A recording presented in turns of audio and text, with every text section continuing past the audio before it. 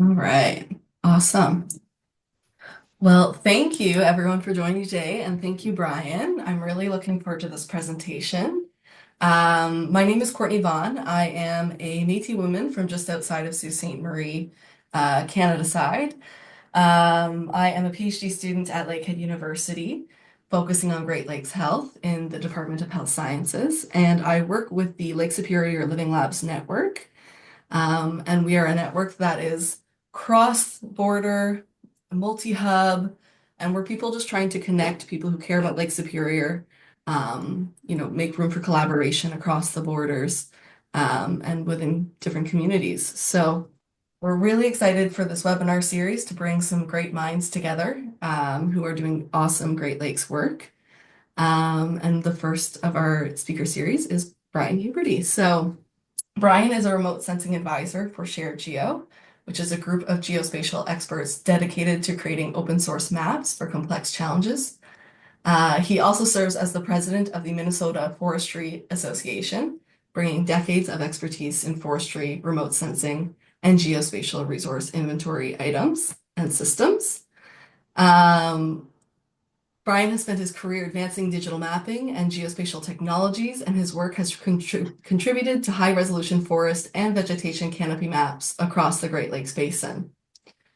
On a lighter note, his home is guarded by a rescued German Shepherd, fittingly named Pixel. So without further ado, I'll pass the floor to Brian. You can introduce yourself more and talk a little bit about your work with remote sensing. And for the folks who are interested after Brian's talk, if you have the time, feel free to stick around. We have a little coffee chat planned. Again, it's just a good opportunity to get to know one another across the watershed and share work and get to know one another. So I'll let you take it from here, Brian.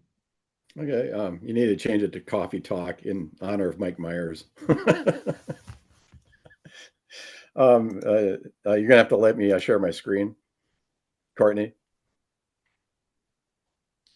and then we'll get going here. Uh-oh, that's a concerned thing on her look on her face. Like, how do I share a screen? Just make me a co-host or something. Yeah, I was like, you should still have access to this. This should work. There you go. There you go. Now it's working. Okay. Let's go with that window. Let's go with that window there. And you should see a map sort of the United States, or the United States, the Great Lakes, I should say. Let me get rid of some notices. Yeah, get rid of that. Believe it or not, we're only going to see a couple slides because we're going to do a first, on my case, is a story map. Well, we're going to flip over to that here in a second and use that as the presentation means, because that is where the information is, and that's where it's mostly at. It's the easiest way to convey this information, and hopefully it should work. We don't have any movies on there, and that might consume some bandwidth, but we'll see. I've been known to giving PowerPoint presentations live over the internet. Actually, it was a demonstration back in the 1990s with EPA in Chicago. So hopefully it'll work. So anyways, a little background, and one of my colleagues, Lori White's on. She's with Environment Canada. She was part of the team and Laura Chavez she said she was going to try and get on. She's with Michigan Tech, was also integral in this sort of, I call it a cat herding exercise, but it was a very massive exercise that started really in 2015 when I hooked up with Brian Briscoe, who's now passed away.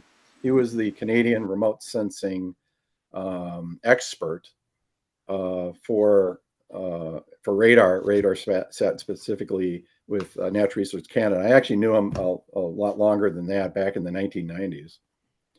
And I was fortunate enough to get a detail at Ottawa for a couple of weeks just to sort of reconnect with folks and talk about Great Lakes issues. And I was working for the Fish and Wildlife Service at the time. It was sort of like a mini sabbatical that I was able to go do this. So it was sort of unique.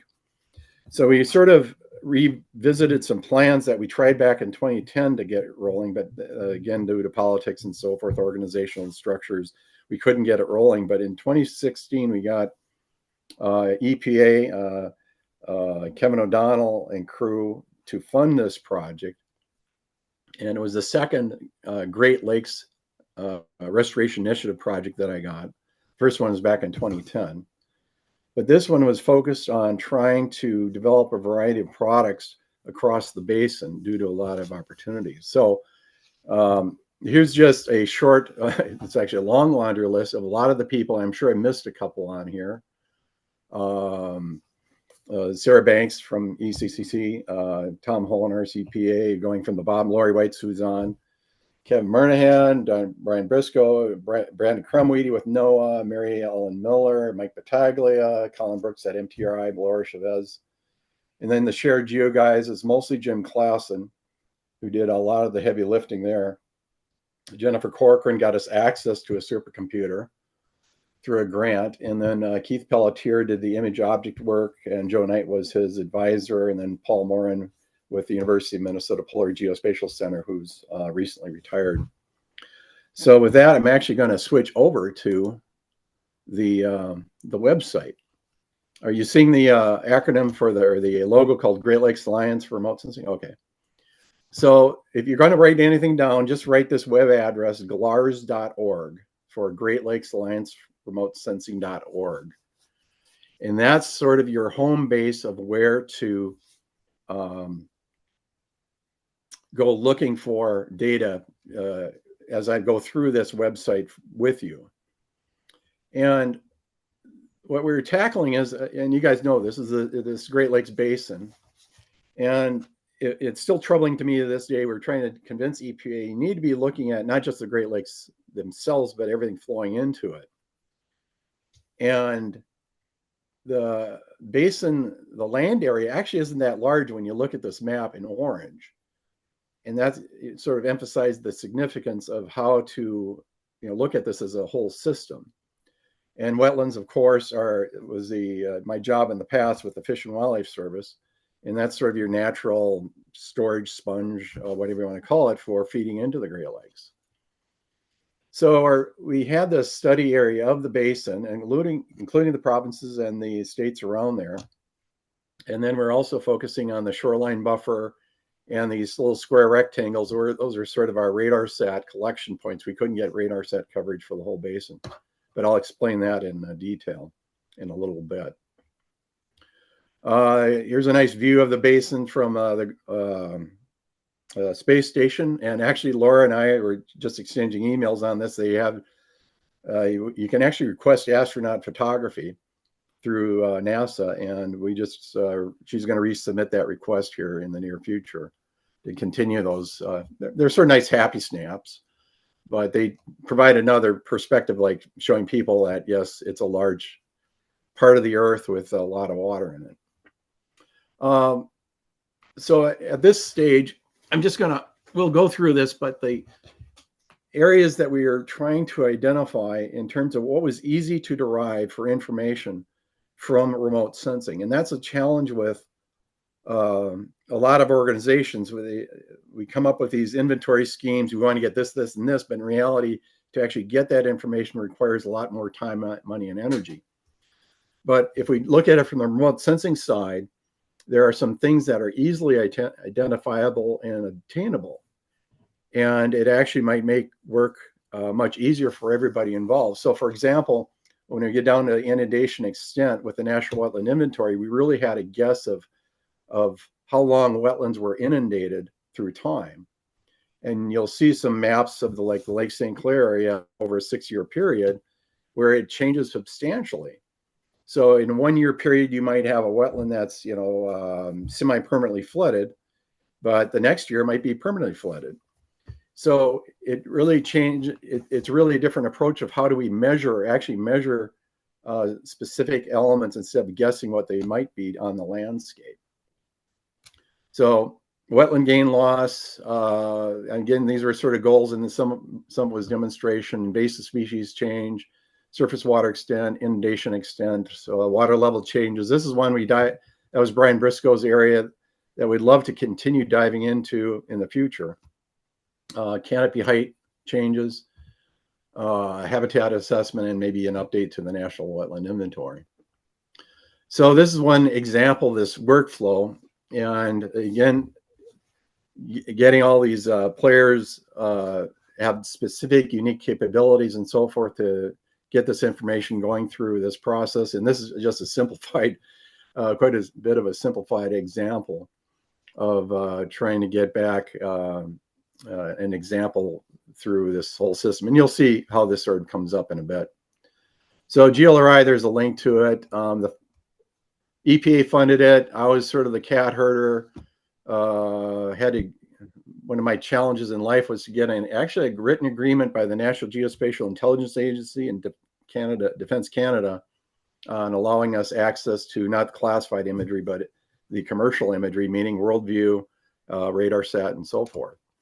That was probably the most interesting, challenging. But the people who really did the work were MTRI, the Polar Geospatial Center, SharedGeo, and the Remote Sensing Lab at the University of Minnesota on the U.S. side. And then Lori White's shop, excuse me, over at Environment Climate Change Canada, and then Brian Briscoe's Canada Center for Remote Sensing.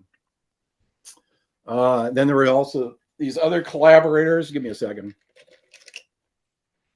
And they all had significant resources and abilities. Dr. Jennifer Corcoran was able to get us this supercomputer grant called Blue Waters with the help of Paul Morin in the Polar Geospatial Center. Paul Morin's Polar Geospatial Center, this is a whole nother talk, but his group is, even though he's no longer there, the group is basically mapping the planet now, but they are mapping the polar regions at 2-meter resolution, both ortho and surface canopy. So we were dovetailing that project to a large extent. NOAA, again, the National Science Foundation, and getting access to the computer. You can click on all that stuff, but we're going to click on here is the story map. And this is an ESRI product. MTRI put this more or less together with input from all the other folks. And if you've never run into a story map, it's sort of a dynamic PDF with maps is maybe.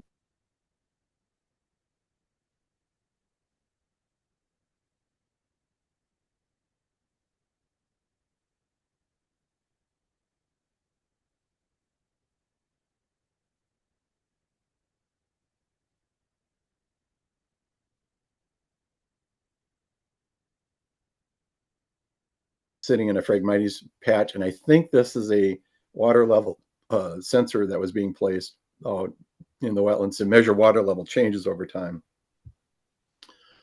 And scroll on this thing, you gotta keep your cursor over on the left side, and then how, just the basics. What are we doing? How are we doing it? And we're basically using the RadarSat data for those pilot areas around the Great Lakes. And then worldview, we're getting free access to all the satellite imagery, the commercial satellite imagery over the entire Great Lakes Basin. If we had to have paid for that, and you'll see a couple of examples for that here in a second, that would have been literally in the hundreds of millions of dollars easily. And of course, research budgets would just, well, government agencies would just laugh at it. But in this case, we were able to get access to it because there was another group doing this surface change mapping for the Arctic regions, and being able to dovetail that phenomenal piece of work that they were doing. So we just picked out, there's a lot of reasons for these different areas. MTRI has been always focusing on these areas, for example. Minnesota Duluth is just close. Up here at Bay of Quinte and Long Point, these were environment climate change aspects. Did I just get an error message, or did you get that, Courtney, about something went wrong? Yeah, I was going to say, I'm not seeing any of the scrolling. Okay. I'm not sure, Rachel, if that's happening on your end as well. It's probably on my end, but you're seeing this sort of black grayish map still? I see oh, now I see it. It's perfect. Okay. Maybe I was just moving a little bit too fast. Okay. Now it's changing over to project partners. Do you see that? Yeah. Is there like a 2 to second 3 delay, something like that? We're still on where we monitor. Oh, okay. So there is a slow gap. Okay. I may change this how we do this because I was sort of guessing there might be a delay. I'm on a fiber optic link, but I'm guessing it still is not delivering it quick enough. You're not seeing the graph or the picture. This is project partners at the top. Oh, Oh, okay. All I will. right. I've pulled up the website on my own, and so I'm just scrolling with you so I can see it. If you keep telling me cues of what to look for, if that I don't know if others are doing that too, but Oh, that's a good suggestion. The powers of technology. There must be too much of a bandwidth problem with story maps, is my guess. I do have sort of a backup plan, and that's to go back to that PowerPoint that I gave to a group here this past month. I may do that. Let's just switch gears and let me flip that open and see what happens. Are you seeing my PowerPoint slide? not yet. Hmm.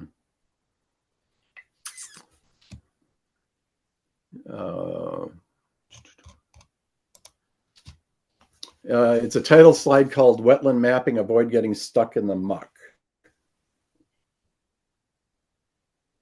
I wonder if you close the GLARS website, Yep. that link, that tab entirely, or the story one, and then or even stop sharing and resharing, if that'll just reboot things. Mm-hmm. I've not sure. Yeah, give it a shot. Yeah. Is it still not coming up, the slide? Unfortunately, All right, let me stop sharing. the joys of technology. Yeah, live and learn. Yeah. Ah, there it is. Good suggestion. You get an A. Remind me to buy you a beer, Rachel. Okay. Yeah, I sort of wanted to try the story map out. Now I live and learn. But luckily, I do have this one up, and I got sucked into another presentation on World Wetlands Day, so that's a picture of myself stuck in a wetland somewhere. So a little background on myself, just to give you an idea. I'm a forester by training. I used to work up by Thunder Bay on the U.S. side near Grand Marais doing forest inventory. And that was one winter and probably in 81 or 82. And I worked for all these alphabetic agencies, University of Minnesota, and I'm working for, I shouldn't say working, I'm not paid for the Minnesota Forestry Association. I'm donating my time. We'll skip this. Wetlands, you guys know what all this stuff is. Why remote sensing? It's faster, historical, simple, repeatable. We're going to skip Devil's Lake here. You've seen this before, but this is just the Devil's Lake change over time in a 10-year period. And people have no idea, even with, and this is from Landsat, how much, water changes over time. So, and another study site at the end of Duluth, this is right here. There's a little island, Talos Island, hillshade example, 1 meter. And I can't do this with a PowerPoint slide, but this is 1938, how the island looked like and how it looks like today in 2024. And what I can do is flip back and forth between those two. And in 1938, as you can tell, the island was much bigger and it's changed over time. If you go to this, if we go to this area, there's more shrub wetlands on the west side. It's been eroded over time. But it just highlights why remote sensing is important, because the landscape is constantly changing. And one of our, I think it was Ducks Unlimited, did the mapping on this, and it was a little bit off here, but it was done in 2011 with stereo CIR imagery. And even at that time, it was not accurately done or corrected.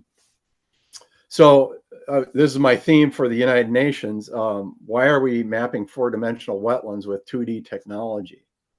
And it was sort of an example of the National Wildland Inventory is based on more or less 2D information, stereo. It was done in stereo, but not anymore. And it sort of has become obsolete because they haven't been able to update their data sets. So, for example, here in the Midwest, where I was running this, we were able to get in the 2010s and 2020s, most of the states updated over time, and then we're just using different approaches, whereas parts of the United States were just falling way behind 1970s vintage imagery. And whether they survive the current administration, I don't know. I wouldn't be surprised if they get cut out.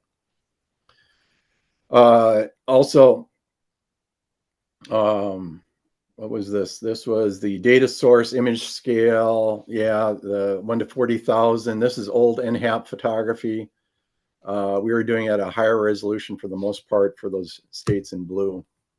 An example, Canada is being done by Ducks Unlimited Canada, both with satellite and I think at a higher resolution with aerial imagery down in the southern Ontario area. And here's just one example of Thunder Bay in the harbor area. It's a more simplified version of bog, fens, marshes, open water, and swamps. Then there's global versions of this like Worldview and NASA. It's, pretty coarse. So getting back to this project, as I mentioned, the partners in this, excuse me, Michigan Tech, University of Minnesota, SharedGeo, and DNR. And then the funding came out of EPA, the Great Lakes Restoration, and the Fish and Wildlife was doing the administration for it. The National Geospatial Intelligence Agency and then Defense Canada were also critical in this whole thing. This is the people that were part of it. There's the website again. And the goals, as I was pointing out on the story map, and you now know where the story map is. And here are the partners again. So one way to think of this is from a fish and wildlife standpoint or a habitat standpoint, is we're trying to understand this the physical, chemical, biological nature of our features across landscape over space and time, and that basically equals habitat. And these are not exact, but MTRI and was handling the radar portion as well as optical. University of Minnesota optical as well, and then SharedGeo was doing the petascale computing. Even to this day, it's even hard for me to understand how large this computer was. It was deactivated a few years ago, but it had, let's see here, no, I don't have it, some numbers on it. But to get, basically we're getting all this optical imagery and flowing it through this computer to generate these surface models across the landscape at 2-meter resolution. And that's this example here. It's a digital surface model because it's optical. It doesn't see through the canopy for the most part because it's the resolution at half-meter to meter resolution with these digital globe satellites. You just can't see between the leaves. You really need a satellite with centimeter resolution. You could do it photogrammetrically to get at the digital terrain, but it just doesn't work that well. That's why LiDAR works as well as it does. But getting LiDAR coverage is very expensive. And that's why we sort of took this approach because we knew it'd be difficult to get LiDAR done in time and we'd have to spend a lot more money at it. Doesn't mean it's not useful. It's just we're tackling an available resource. So by 2018, we had, I don't know, maybe 3/4 of this large area processed. And there's more than just one image here. And I think I have a slide coming up showing that. These are the image strips coming in through Digital Globe, and this is basically a digital surface map of the Great Lakes Basin. Here's what it looked like a year later, almost complete. A few holes up here in Ontario, a few odd little strips here and there, but this is a massive, massive, massive computer problem. So to give you an idea of the scale of this, we're just dovetailing what was being done here up in the Arctic region as well as Antarctica that was being done by the Polar Geospatial Center. this was their area of concentration, but as you can see, they're trying to fill in as images came in from Digital Globe to fill in these spots where they're surface models. And these were being produced whether they were winter or summer, so you can separate them out by winter or summer. So in this frequency tab here is just showing when they started taking satellite imagery, the commercial satellite imagery, 2008, 2009. And then it really started ramping up in 2016, 17. These are the number of stereo images that were being processed year by year. 270 million acres of stereo digital surface models, 96 million acres out of 127 million acres for the Great Lakes Basin. It's impressive when you think about it. And then these dark green areas just represent where there's a lot more images, like as you might expect, the urban areas like Detroit, Milwaukee, Duluth, Toronto, the Niagara Falls area. And then, of course, some areas don't get covered very well, but believe me, they're getting covered today. Planets, the Planet Labs, it has daily coverage. It's not as good as resolution of the entire planet, but you cannot go anywhere on the planet without getting a satellite image, unless there's clouds in the way. So the classifications, and this is Michigan Tech's lead, where they take this commercial satellite imagery and then classify to these different types like cattails, phragmites, and so forth. And we'll show, I think I have a couple of phragmites example coming up. But also keep in mind, if there's more than one image, especially in these urban areas like Duluth, you can see that progression of land cover change over time. This is an example. Again, this is a screenshot from the GLARS website. This is what Brian Briscoe's crew was able to do. And these are water elevation changes down to basically a couple inches. It's the phase change. And this is beyond my expertise of radar. And I'm just know enough to be dangerous. But when you think about it, these are just elevation changes of the water flowing in a particular direction towards the lake. And that's just based on radar interferometry from two different dates. And it's the technique is not really that new. It's been around for a number of years, but it just is, it takes a lot more expertise to get this stuff done. And frankly, I think it could be a great tool. And I think we'll see it as a tool in the future, because then you can start understanding how water is flowing off the land into the lakes, as one example. Example, wetland classification maps. This is the Bad River, it's near Ashland, Wisconsin example. This is the point going out to the Chequamegon Bay area. And this is dated on Bad River, there are two dates, 2017, 2018. Again, getting cloud-free imagery in the Great Lakes, is, if anybody knows about remote sensing, is actually pretty difficult. And that's why there's different years on here. Duluth, we were a little bit lucky. Green Bay, not so lucky in 1 year, 2018. But again, the ability to, on a yearly basis, come out with a fairly robust set of land cover classes. It's pretty impressive. And then this is MTRI's work on the Saginaw Bay area, well, other areas as well, as phragmites, and looking at change. And the tool's actually pretty neat. I was playing with it last night on the GLARS story map. They have two different dates in here of 2016, I think it's 2018, and you can see after treatment, this area will disappear, because this is all phragmites, and that's what this dark purple is. And I didn't show it there, but that's what you'll see on the story map of the change over time. And that helps land managers figure out, well, did we miss a spot, to go spray and get rid of the phragmites or take it out mechanically. Again, if you try doing this with NWI, it wouldn't work, because it's not being changed frequently enough. That's why you got to look at tools that are more responsive. And actually, I would probably look at Planet Labs if you have access to the imagery, because that's being taken, again, on a more frequent basis. And another example of coastal wetland change, and again, I think this is from MTRI, of a couple areas. This is the Saginaw Bay area, but it's just a great example. If you look at this upper right corner of how the Phragmites grew from 1986 through the 90s into the 2000s, all the way out in the lake. And then lake levels rose, the area might be a little bit diminished. Again, it's just an example with Landsat imagery. And then the RadarSat-2 inundation with Shannon entropy, that's a mathematical equation of how it's being processed. This, again, is beyond my pay grade of what Shannon entropy is. But what it boils down to is open water versus flooded vegetation on the right. But think of this over time. So here's another example, the lake in 2016. Number of images. We were getting an image every month for like 10 months.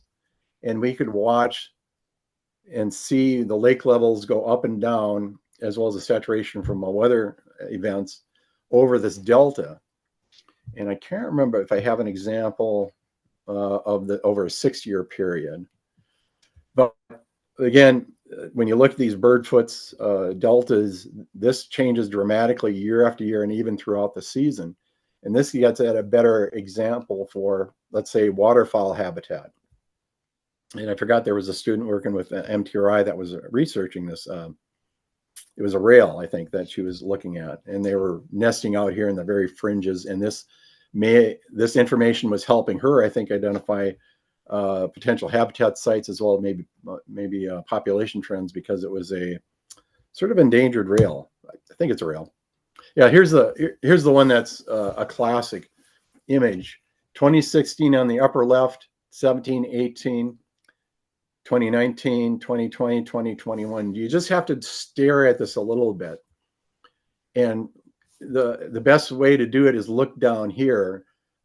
Lake levels were pretty low in 2016, but over time, this area became overrun, basically. Dried up a little bit here in 2021. But again, shows you that the dynamic nature of these water levels. Again, these are measurements. This, in theory, could be done operationally even today.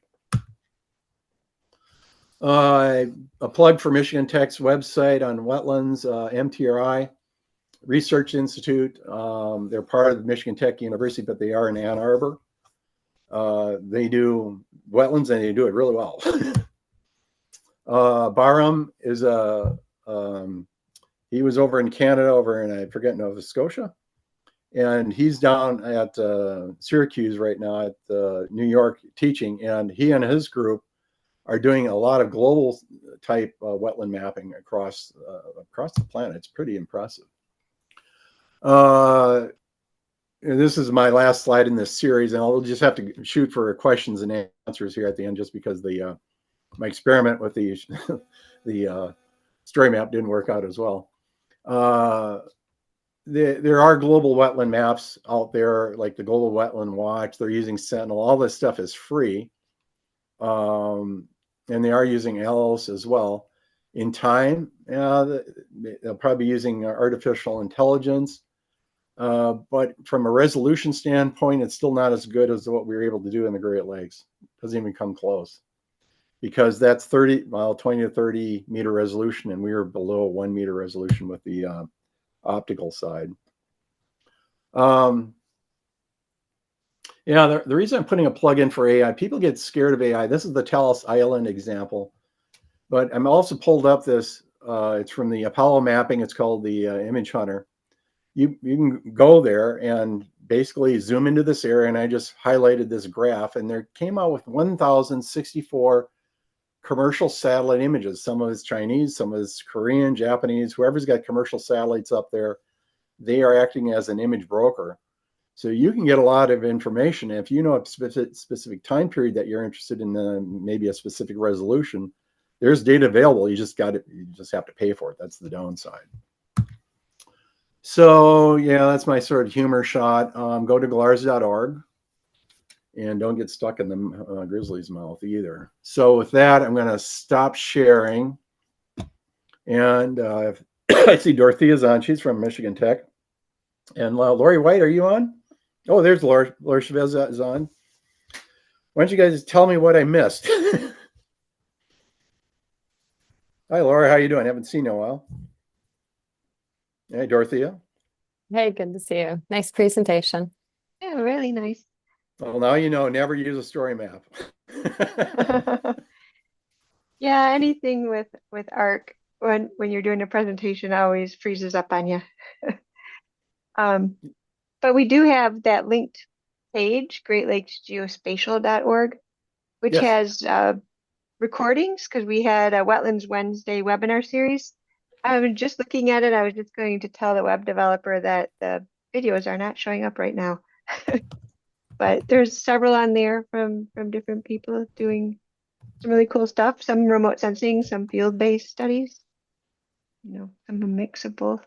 Yeah, that's the Great Lakes geospatial.org, correct? Yep. I think you Yeah. named Here, it. let me just, I'm just going to share the website for people so they can get a chance to see that.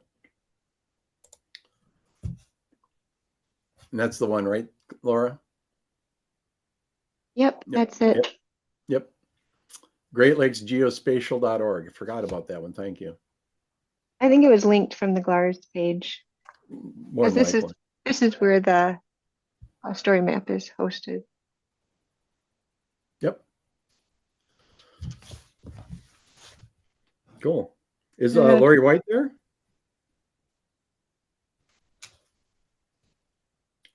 Or is she allowed to speak to us since we're on the other side of the border? Or maybe she had to leave. I thought I saw her. She I think was she there was. earlier. She was here earlier, but I don't see her in the participants list now. Maybe she had another meeting or something. No, that's too bad. Well, this was really great, Brian. I am so interested in this work. Thank you so much for sharing it. I feel like you could probably talk about this for hours. You have such a depth uh, of knowledge in this sphere. So Well, thanks for sharing. well, part of I did have a reason for doing this, and the reason is I sort of want to plant a seed for the future. And obviously, with the current administration, nothing's going to happen for the next 4 years. But I believe it or not, we are trying to get EPA off their butt to continue funding this or funding another project, and just fell flat. I know Laura's group has tried. I've tried. Steve Swayze has tried.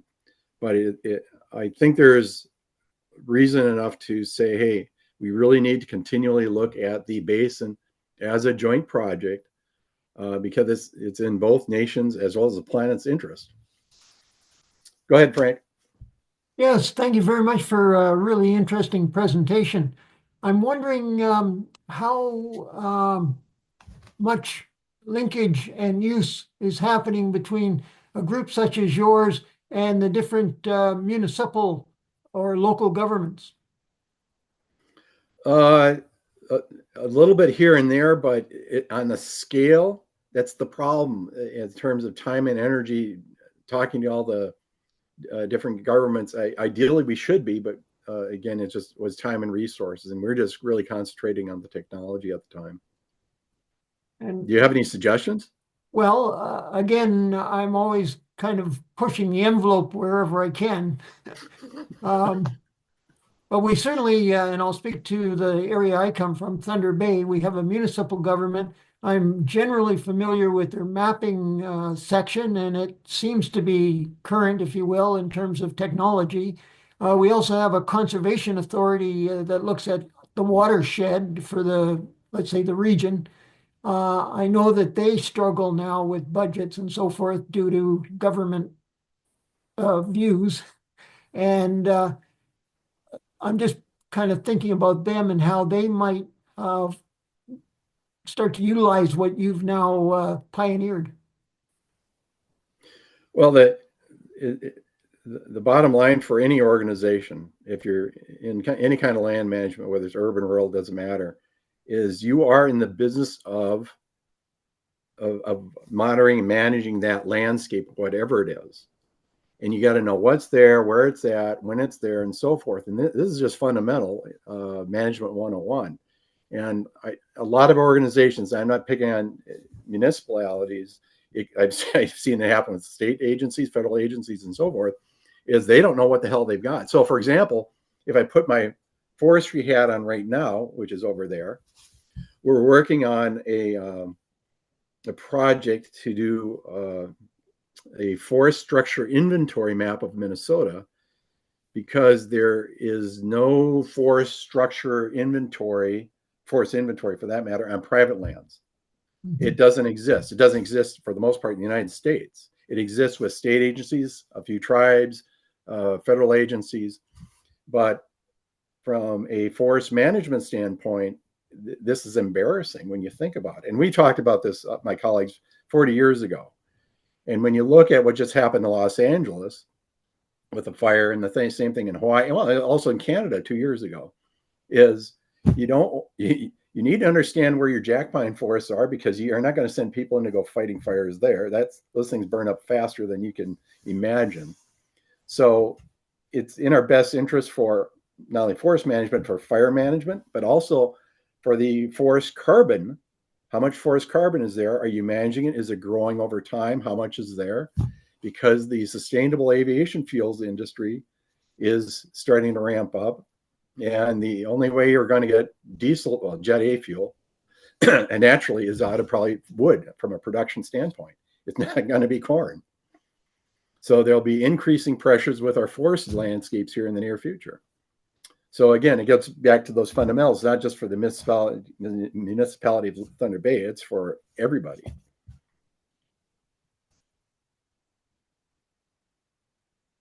Should I get off my stump and stop my stump speech?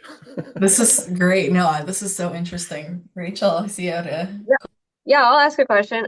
So thanks so much, Brian. This was really helpful. And you're on my phone, but I have the GLARS website here on the screen behind you. And so I'm seeing on like the impact page, there's a few publications and then links as well. But I guess I'm wondering if somebody wanted to connect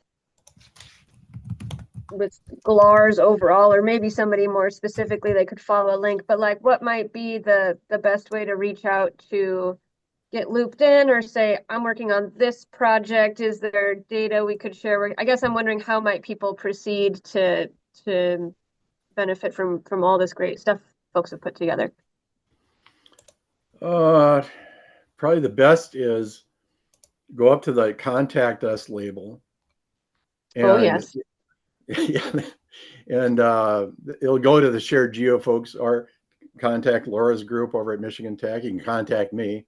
Okay. My information's there. Because I think it's definitely worth pursuing into the near future. Yeah. Okay, great. Thank you. Because of climate change, because of water demands, it will increase. And if I get on my stump again, that I would tell the agencies, I would ask them all, you've heard the story that the Great Lakes have 17, maybe 20, almost 20% of the world's surface freshwater. And I just tell them, okay, when the Arctic and Antarctica and Greenland melt in the ocean, that becomes close to 50%, even if the lakes don't change. That is your reason why the Great Lakes are important. It's that simple. Don't tell Donald that. He'll try and sell it. Yeah. Sorry. No, I have to provide a little humor for my Canadian friends once in a while. Oh, it's okay. I'm an American living in Canada. It's a fun time right now. Yeah, great. Okay, thank you. And I see there's also a data page where some of it is available to view or download too. Yep. Okay. And there's a form to fill out somewhere here. Steve Swayze, who runs SharedGeo, he surprised me a few months ago. There's been over 80 to 90 organizations, that have signed up and downloaded the data in this time period. I didn't realize it was that large. I thought it might have been like 20, 30, 40, because we really haven't advertised it that much. And Laura's group might have a better idea. Dorothea, I don't know if you guys have any better information on your end. I don't know how many people have been interacting. I know that we've talked about different like mapping initiatives, so I don't know if that would have, or like we've shared the story map, so that might have linked people to it. But Laura, I don't know if you know more explicitly. No, we don't have anything to count who's been looking at it or anything, so we don't really know. That's okay. I was just curious. When did it go, when did like the website go live for people to be able to interact that way? What was it, 2020, 2022? I couldn't remember, Laura. Do I you think it know? was 22. 22? Okay. It took, believe it or not, it took a couple of years to get permission to release the surface elevation models. It had to be signed off by the National Geospatial Intelligence Agency and Defense Canada. Even though we were able to do that a few years prior to that, but because of commercial interest, they delayed, and eventually they gave in and let us deliver it because it was old. It's relatively old information already. It's 5 years plus age right now. Yeah, that's part of kind of one of my questions was like, how do you see this project moving forward, 5 years from now, ideally longer, 20 years, what are kind of some of the forward-leaning visions or hopes for this? Well, on the U.S. government side, it's quite evident with the Trump administration. They are dismantling a lot of the science and any climate science-based functions. My hope is, though, they might increase, let's say, the academic research, like directly to Michigan Tech University, say, hey, go research this and throw money at it that way. But I don't know. I give that a slim chance of progressing that direction. I think it's just going to be a wait and see game for the next 4 years. I was also curious about like two things. Water levels is an issue that is consistently coming up in my community. I was born and raised on the North Shore of Huron. I live on the North Shore of Superior now, but just outside of Sault Ste. Marie either way. Um, and I'm only in my, early 30s, but I remember and have seen, the water fluctuations, some of them quite rapid. And there is a large concern on, within my community about what that means.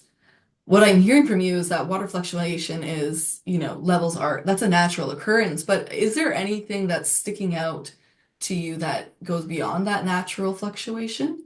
Or are there any resources you would, I mean, you just said I could contact you after this and we could talk about it later, but I'm Yeah. curious if you have any like initial thoughts or resources. Well, the climate change is probably is the driving factor. That is, from my standpoint, if we're on the Mississippi River, I'd say it's all the farm drainage, but that's not significant in the Great Lakes.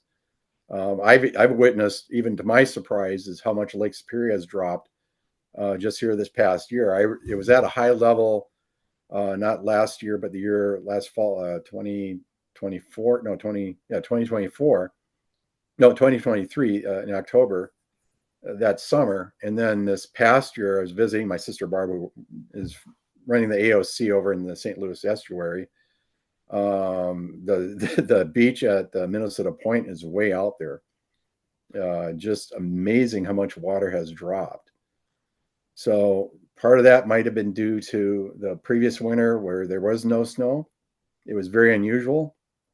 Here it was a little bit more normal, so it should bounce back a little bit, but it's hard to say. The climate patterns are changing. Instead of being northwesterly predominant winds are now coming out of the southwest. Again, it gets into trying to understand the whole system of what's changing. And growth patterns of cities and so forth will, continue to use the water. The question is how significant that is. And I know the Great Lakes Commission, the IJC are watching those things. By the way, there's a very good story map with the St. Louis estuary, the area of concern cleanup. Yeah, that Barbara and Morris, I forgot her first name. What's her name? That she works for PCA. She's their GIS person. It's a really well done story map. It's very, very in depth for that cleanup of what they had to go through. I So would if love you to like see story that. maps, there's another good recommendation there. Yeah, I would love to see that, especially being in Sault Ste. Marie and seeing the connections between the St. Louis story and the Sault Ste. Marie story with the steel plant in the area of concern. I would love to see that. That's a great suggestion. The last question I wanted to ask was about ice levels. I'm not sure if in your work that has been something that you've been privy to. I'm an ice sailboater. What do you think? That's awesome. No, we're interested in thick ice, yeah, obviously, but we're also interested in smooth ice. And that area is, Canada is doing a lot of research with, especially with the radar set, with ice and ice road, ice trucking, and so forth. But in the U.S., it gets mentioned once in a while. Dorothea, on the Michigan Tech, have you guys done much ice research? I Not don't in the know. Great Lakes, no. Okay. Or Laura? Yeah, not in the Great Lakes. We haven't. Yeah, you need to go get an Oh, ice sailboat, I Laura. think the Great Lakes Research Center on campus does Yeah. a lot of work with ice. No, but we do have a project, and we'll be we're starting to build the website now to deliver from Sentinel-1, the inundation products for the whole Great Lakes Basin. And Excellent. that'll be available to people to view or download whatever they want to do with it. Excellent. Yeah, that's for NSF grant. And that whole grant is working with GRACE data. We're not doing that part. Also doing INSAR and GNSS and modeling to try to develop a groundwater model for the Great Lakes. Mm-hmm. Mm-hmm. So something that's badly needed. And yeah, using Grace for the groundwater model. Yeah, I got to talk to you about that offline sometime. The well related to well owners, private well owners and aquifers drying up. But I know Grace doesn't have the resolution probably to get down to the local level. It's always at a basin scale, like Lake It's Superior kind of thing. Yeah. it's maybe even bigger than that. Like Yeah. we have the whole basin, we have values through time, and Yeah. then it's a team at Bowling Green. They are subtracting all the things we know, the lake water, and trying to get at the changes in groundwater from that. But Anything Grace about keeps showing it just keeps going up, and it's curious why. Um, it for the would go up groundwater? and Oh, no, just for the total water for the okay. basin, it was like going up and then down, and then all of a sudden it just kept increasing. And I don't know what it's doing this year, but they couldn't account for that huge increase. Oh, So I don't know if it's in the groundwater. Should figure that out one in a year or so once we get further along. is NASA looking at the Great Lakes at all, other than what you're submitting, as far as any specific projects offhand? None that I know of, no. Okay. DOE had one. Um, Other than that, I'm not sure if any of the agencies, Yeah. NASA or DOE has anything else. Yeah. Everybody's probably, especially right now, everybody's probably hanging tight in terms of where we're going to go next. Hmm. Yeah, definitely. All right. Question, if I may. Yeah. You got me into the area of shipping and so forth when you talked about ice cover and so forth. And I think I heard earlier on, just before we formally started the meeting, that there was a construction of a canal in the Sault Ste. Marie area, A new lock. a new lock. And is that going to change water flow or depth of vessel that can move? Uh, it's not significantly different. It's probably about 1,000 and a few feet long and about probably the same width. They were just concerned about the age of the current lock, as well as it's the only one that's of that size. And I think it's being built right next to, is it the pole lock?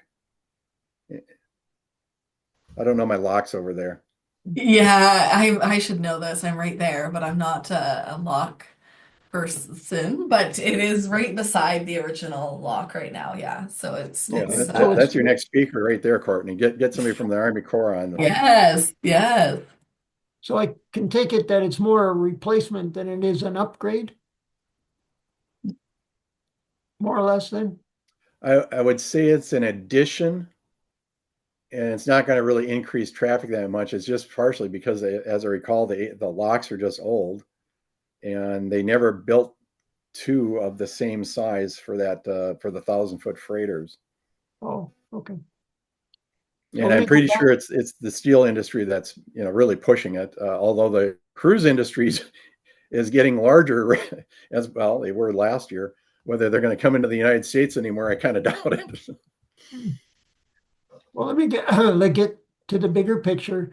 I did see pardon me, a number that said that in the last 10 years, the shipping season had increased by 19 days.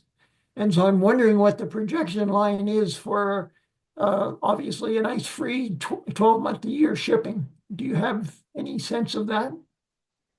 I do know that it's increasing over time. Just lake ice in general. Some of the earliest work I ran across is in the Wisconsin-Madison in the 1990s, and they were looking at the weather satellite data, and they noticed over time with that coarse resolution data that the large lakes were melting faster in the spring. Instead of melting in May, they were melting in April and now March. And I think the same things that we're seeing with the Great Lakes, Lake Superior in particular, and they just announced here a day or so ago that it's the Sulaks are going to open like 5 days earlier, and shipping's already going to start going like right now. They're going to start moving. So it's just going to continue going, and I would not be surprised in the next 10 years. It could be year-round. You never know. Thanks. And actually, that might be the other reason they're thinking of the other or building the other lock is they can maintain one and shut it down and keep the other one open during the winter. That's a guess, but I'm not. You'd have to talk to the Corps and look at their proposal, what exactly they're doing. Thanks. Yeah. You're a wealth of knowledge. This is great. Some days. If there are no further questions, I can stop the recording, and then for the folks who want to stay on, we can do a little kind of meet and greet. We can share who we are and talk a little bit about the work we do.